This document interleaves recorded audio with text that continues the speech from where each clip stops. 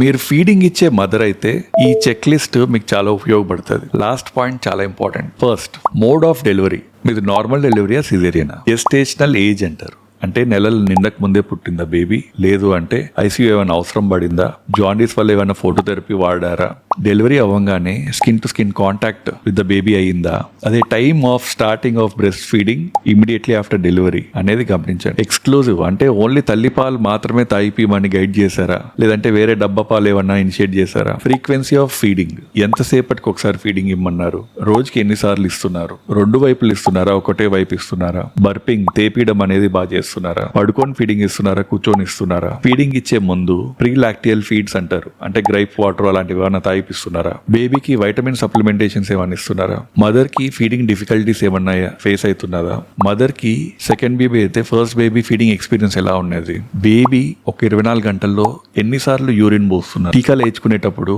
తూకం చెక్ చేస్తున్నారా, బేబీది డెవలప్మెంట్ అంతా బాగుందా, మోస్ట్ ఇంపార్టెంట్ పాయింట్, అనవసరమైన ఫార్ములా ఫీడ్స్ వాడుతున్నారా, ఇవన్నీ ఒక చెక్ లిస్ట్ ఫామ్ చేసుకొని మీరు ఏ స్టేజ్ లో ఉన్నారో చెక్ చేసుకోండి. ఫీడింగ్ సమస్యలు ఖచ్చితంగా రెక్టిఫై చేయొచ్చు. Approach your paediatrician and get it solved. Recent గా డెలివరీ అయిన ప్రతి ఒక్క మదర్ కి షేర్ చేయండి, వాళ్ళకి ఏమైనా ఉపయోగపడచ్చు. See you in the next reel.